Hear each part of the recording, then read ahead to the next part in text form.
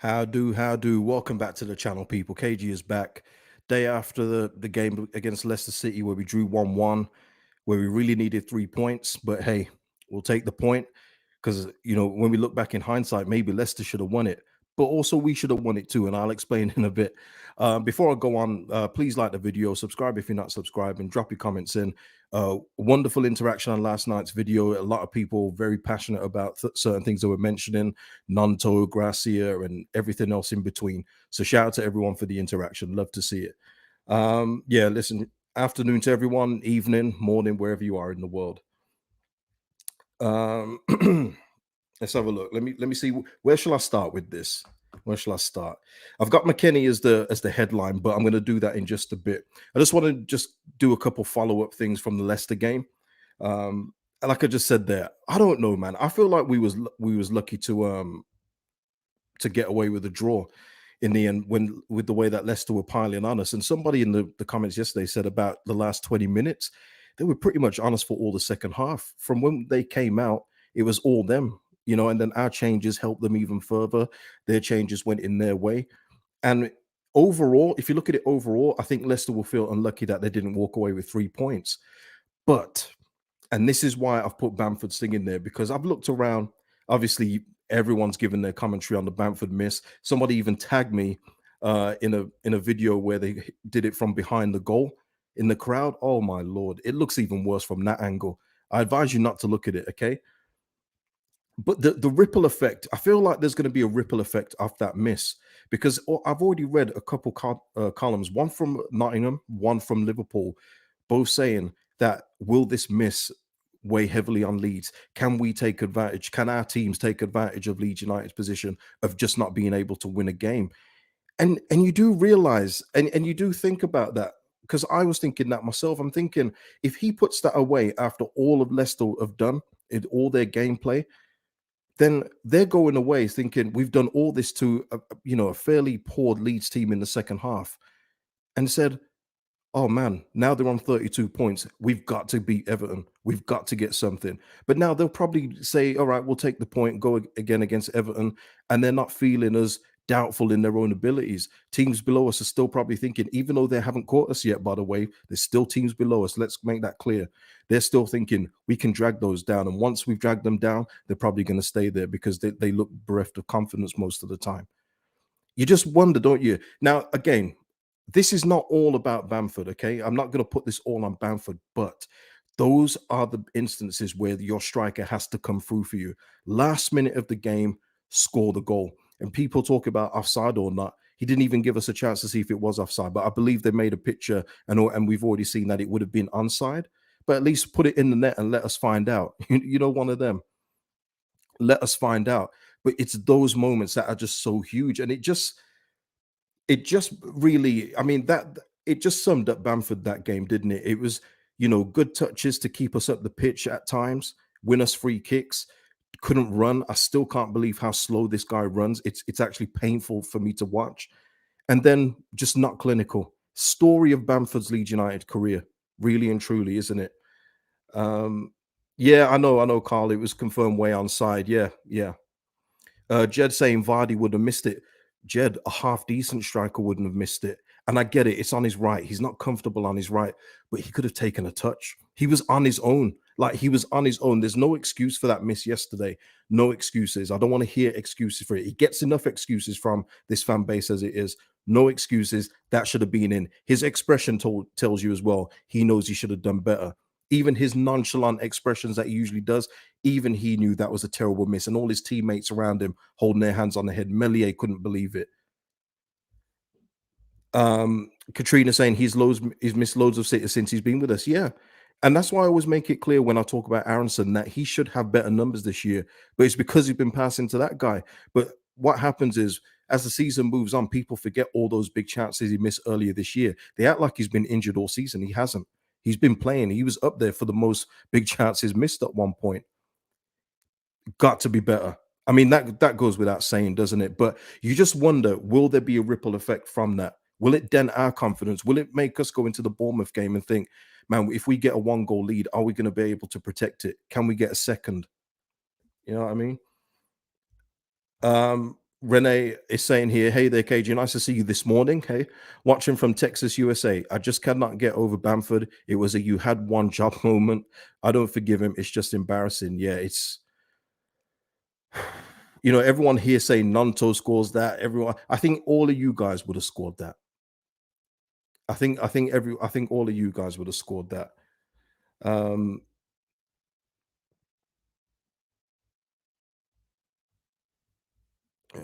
yeah, I know everyone's saying that it was unbelievable, but I just wonder in terms of that. I mean, and also speaking of, and if you got any comments about Bamford, leave them in the comments after the video. Of course. I'm just thinking here as well, in regards to somebody else's time that's kind of summed up in yesterday's game. It was Luis Sinistera. I kind of touched on it yesterday, but I didn't exactly go through with it. But I mean, that elite movement, the way that he escaped from defenders, his movement, his clinicalness, that was his third goal in 5 games. That is Luis Sinisterra. That's what he can bring to the table. That's what he brings to the party, and that's why he would be so key.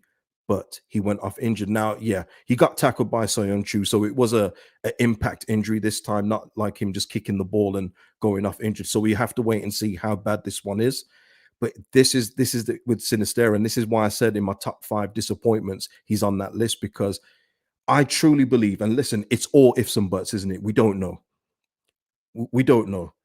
But I truly believe if he was fit with his elite play, the way that he plays, the way that he can escape players, the way that he can score, because I believe he can play up front. I've seen him do it for Colombia too.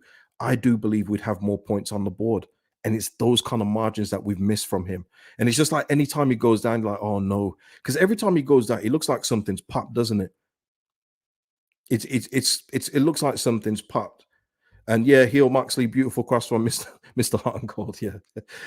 Yeah, no, he was on it in the first half. He was playing, he was getting at their Christiansen, he was actually taking him on, he was getting round him, he's getting crosses in. That's how you want to see Jack Harrison play. And I'm glad he did that because it was a storyline. He failed to move to Leicester. He showed Leicester what they were missing, and that was good to see. Um, Tommy G though saying get rid of Cine next season. Broken at his last club, broken all season. Top played, but he's made of glass. You know what? I do agree with some of that, Tommy G. I would like to see him stay for another year and see if it gets any better because you see the talents there, but there's no good. It's no good the talent being there if you're unavailable. I always say availability is a big attribute, and if you're not available, it doesn't work out. So for me, Tommy, I'd like to see him stay because hopefully it's like a first year thing, and then maybe he comes back and has a different training program in the summer. But hey, Georgie Foot, wow, I haven't seen you in a while, man. Leicester City fan. Credit Iheanacho for staying on his feet to make that pass to Madison after doing his groin in 100%. Georgie, I said it yesterday. I said he made that pass as he was injured. Always rate that. That's dying for the cause. That's giving you everything for the cause. And Madison, by the way, yeah, that he's on it. And Georgie, I know you probably don't want to hear this, but I just feel like I can see that guy going to Newcastle in the summer. He just screams Newcastle United to me. I would have said Spurs, but I don't think he'll want to do that. I think it's going to be a Newcastle thing. He was brilliant yesterday, James Madison, but we know what quality he's got.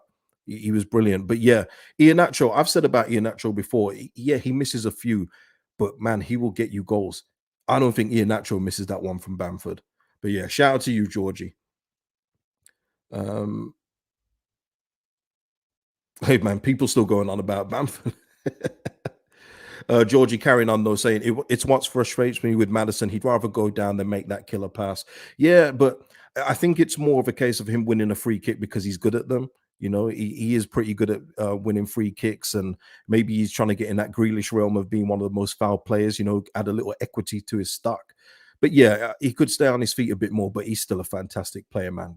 Wonderful player. I love watching James Madison play. And you saw him yesterday. When he just after that Liam Cooper era and Iheanacho played him in and he just missed it. He's done that to the away to our fans, going, ooh, ooh. I love that kind of stuff. I love when the opposition players joke around with the fans. You know what I mean? And he did it at Leeds United. It's not always the easiest crowd to have a joke with. So shout out to him. He's got a good character, good personality, he believes in himself, and he's got talent on top of it. Shout out to him.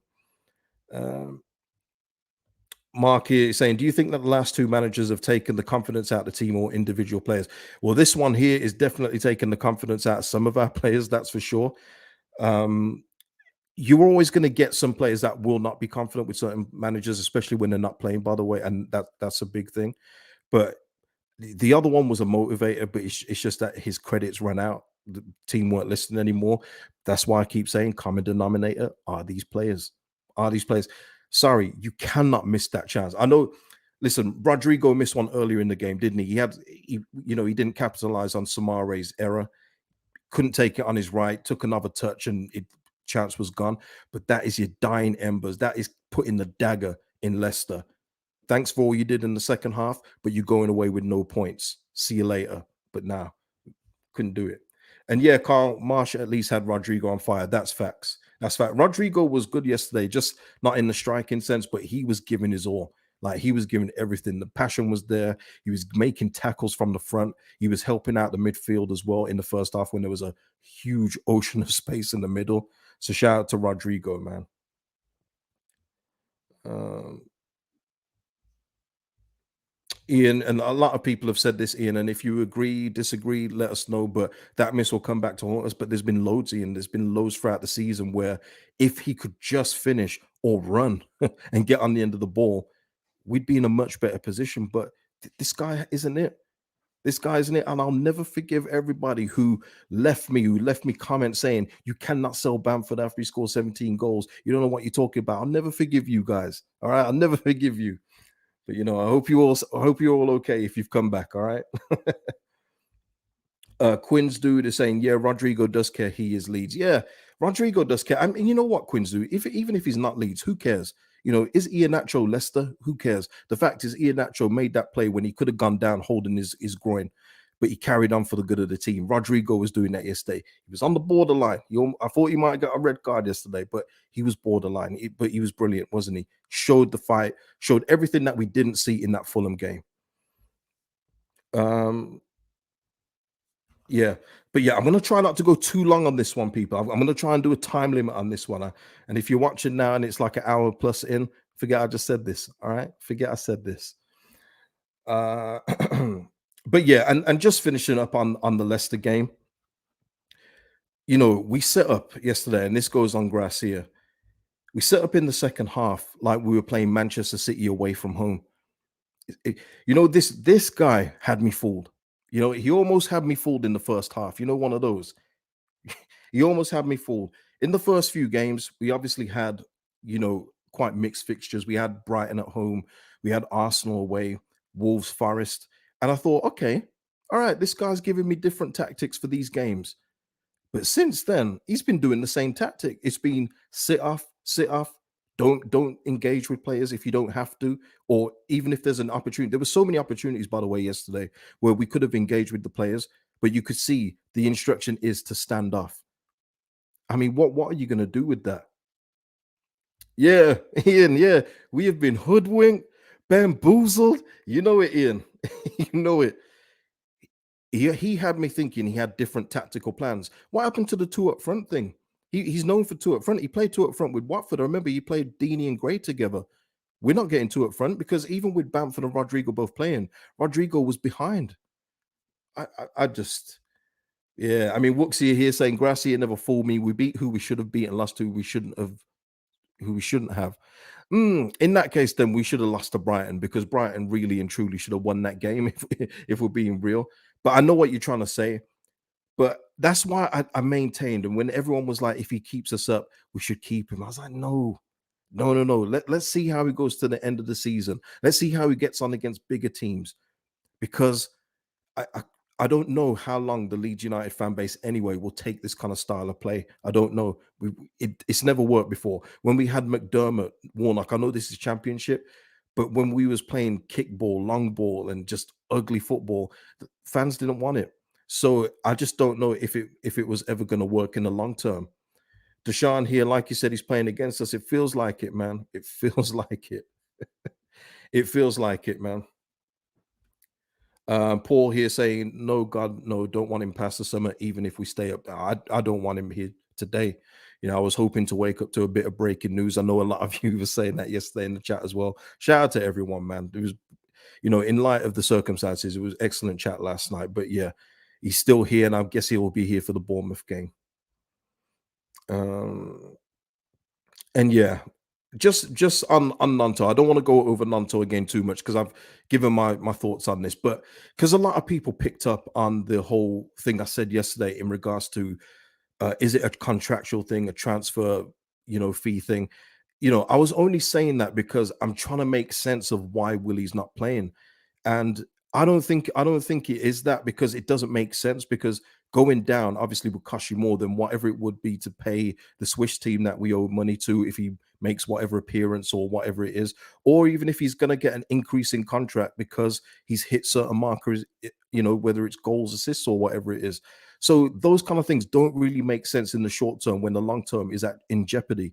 So I don't think it is that, because it would be really stupid if it was. But I don't think it's injury, as some people believe it is too. Because I mean, some people said to me yesterday, there was one comment. He's a new commenter, so I don't know. It's not verified, but he said when Aronson came on at 70 minutes, Nanto went down the tunnel and then came back to the bench. I don't know if that's true, but that would tell a story. And somebody else who was watching them warm up said that he didn't look like hurt or anything and looked ready to go. So, and also as well, by the way, it doesn't make sense for Gracia at this point, because he's been asked about it by the media and has said that he knows best, he knows the players. Okay, the fans now have made it vocal in the Fulham game, and especially in the game yesterday. The Willy Gnonto chants were off the charts, but he's still saying no.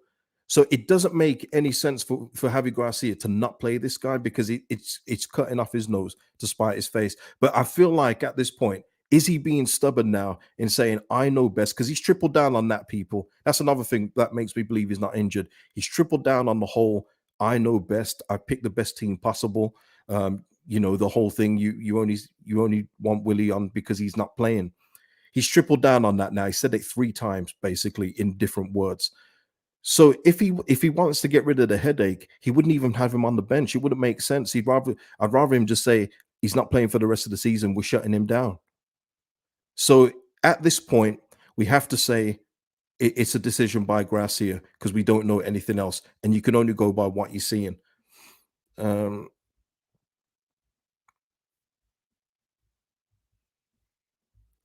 to Sean. I mean, give me your thoughts on that in the comments. But I just wanted to clarify that, because a lot of people did pick up on the whole contractual thing and maybe thought it could be it, but I just don't believe that can be it. It's just not smart business, unless we really have got no money left, and the 49ers are saying, "Well, listen, we've sorted out the deal for Jorginho Rutter, and you've hardly played him. No, we're not doing anything else for you." One of those, like, when you've been naughty and you're going to be good, but you're not going to get anything else from your mom. It could be one of those things. I don't know. Deshaun here saying he needs to stand trial with Judge KG to explain why he ain't playing. And that's the other thing. I know he doesn't give out a lot of information, but I think it would just be good now just to say, because the topic is so hot, media and fans alike, just say, I don't rate him as much. Or he basically is saying that in one sense, but it doesn't make sense, does it? It doesn't make sense to say that you're seeing the team and you're still playing certain players ahead of Willy Gnonto. Doesn't make sense. Yeah, yeah. And the Beano saying, when was the last time we done smart business? That's fair. That's fair. Um, right. Let me just see here. Any comments on that? Just leave them in the comments below. Mm, right. Okay. All right. Just making sure I've got everything. While I'm doing that, please hit the like button on the video if you're here. Over 300 if you're here. Thank you for joining me. And yeah, subscribe if you haven't already. Stick with me. Right. Okay. Let's go on to the final topic, which is the main one. And yeah, I mean, Lewis, Javi doesn't rate the youth. Yeah. Yeah. Right. Okay. Yeah. McKennie's statement. Let's go with that one. Let's do that. All right. So there was a bit of a scuttlebutt on Twitter. McKennie's as long time had this friend that seems to talk on his behalf, and not on his behalf, but give his thoughts about Weston and Leeds United and things like that. And I've held off from talking about it just because there was no verification if he was a friend or anything else like that. But now Weston's made a statement, and in regards to his friend's comments on those Twitter spaces. So let me just bring that up and let me give you full screen so you can see it. You can see that, right? That's as big as I can get it, people. But yeah, Weston McKennie on Instagram there saying, I just wanted to clarify that things said yesterday have not come from me. When people, look to defend you, they generally do it from a place of love. But if I have something I want to say, it will come directly from me. As always, the support in Ellen Road yesterday was amazing. Let's fight together for the next 5 games and keep this club where it belongs, marching on together. And there's some handsome man there, KG Vision with a 100 there. Yeah, what a guy. What a guy. But so there, Weston McKennie. Yeah, his friend 29 Diego. I'm gonna defend Weston on this one here, and I'm doing it from a place of somebody that speaks to footballers myself. And he's not the only one. These kind of things where friends and family come out and talk on players or defend players publicly, it's kind of rare. The only other person that I know that does it is Belle Silva, who's Thiago Silva's wife. I mean, she comes out and absolutely trashes Chelsea, current Chelsea managers, the ownership. Um, you know what I mean? She does all of that. So the only one that I know that actually does it, and because she's verified and we know it's Thiago Silva's wife, you go, well, I wonder what Belle Silva said today. But let me just get this. Gabe the American is saying this the same guy blasted some US men's national team players and spread false transfer rumors last year. He's 100% a clout chasing troll gaslighting fan spaces. And that's what this is where I defend Weston McKennie, although he does have to be more careful of who he gives information to. Yeah. Um, yeah, Matt Decor, that's no friend. Man needs to get rid of that toxicity. Yeah, exactly. And this is where I defend him because he was making all kinds of statements. I didn't listen to the whole thing and thought I just caught clips of it. He's going to down tools. He doesn't rate this, that, and whatever he's saying. Guys, people who go to work and in whatever sector, you vent, don't you? You vent to your partner, you vent to your best friend, but you tell them that person in confidence, hoping that they're not going to say anything. Why would you second guess it? And I've had it many times with footballers. They'll tell me stuff, and man, if I was to say it, it would be me that's the chatty patty. It would be on me because I'm betraying their trust. I'm betraying, their privacy. That's me. I'd be the a-hole on that one, not the person telling me. Everyone has got a right to vent. I'm sure everyone else in the squad goes home and vents about this and that, especially in the position we're in. It's just that their partners, friends, whoever it is, aren't selling them down the river like this guy is.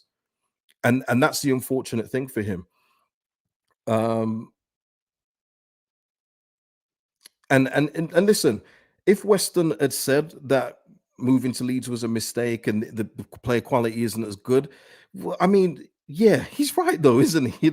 He's playing with Chiesa, um, Locatelli, Vlahovic, Bonucci. Of course, he's going to feel like there's a drop in quality, but just because he feels that way, he said that to a friend.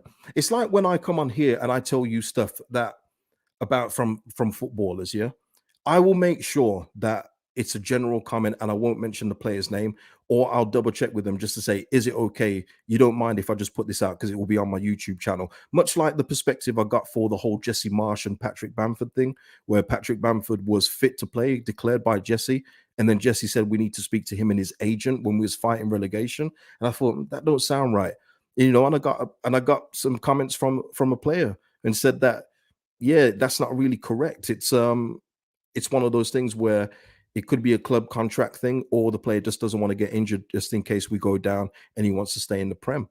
You know what I mean? But I'm not going to say that to you unless I've got the green light to say it. And there's so many other things that are said, but it's about betraying the trust. Those guys know they can trust me not to say anything. And that's what it is with Weston now. He just has to be careful with who he shares information to, because he can vent however way he wants. We all do. Just be like if you're having problems with your partner, It would just be like if you had problems with your partner, tell your best mate. Your best mate don't really get on with your partner, and then she looks at him or he looks at him funny, and you go, you know what? He really doesn't like you. You know what he's told me, and then you're looking at him like, no, no. One of those. You're like, no, I told you in confidence. So it's for me, it's not on Weston. This one, this is on his friend. And you saw yesterday with Weston's performance, he hasn't down tools. He's still trying. He's not always going to get it right. He's not always going to be perfect, but he's still trying. Katrina saying, "Spill the tea, cage. You have a source." I got. I don't. This is nothing to. It's nothing to brag about. It's just that at least I can tell you from a standpoint of somebody that does talk to current footballers. You know what I mean? And I can tell you that if it's me telling you what this guy's saying, it's me. I'm the jack. I'm the a-hole. Okay, not the person telling me. They've got every right to confide in me. Everyone needs an outlet. Everybody needs an outlet, and whether it's a friend, your partner, you should be able to just hope that it doesn't go any further. So that's what I would say on that one. You can agree, disagree. That is cool. That is fine. Bradley Pickles say, "How do you have connections to pro footballers?" Hey, listen, Bradley. Hey, hey, what can I say? What can I say? But yeah, that's all. Let's see. Look at you guys, man, thinking that this is like loose women or the view or something. I can't just give you gossip like that. I can't just give you gossip like that. You know how it is. I pride myself on the fact that these guys trust me just to talk as they talk to me. I do. I pride myself on that. So it is what it is. Be a better friend. That's what I would say. But listen, people, I've done it. I've got all this out in half an hour, and I'm very proud of that. As you saw, I'm on Instagram. If you haven't followed me on Instagram, please follow me on there. This guy. You guys are funny. You guys are funny. Yeah, hit the like on the video. Drop your comments if you agree, disagree, your thoughts on anything discussed today. There may be a preview tomorrow, or it could be Friday. I don't know. Maybe some breaking news, if please. But yeah, I will see you all soon. And again, thank you for the interaction. Thank you for sticking with me. And yeah, I will see you in the next one, people. Peace out.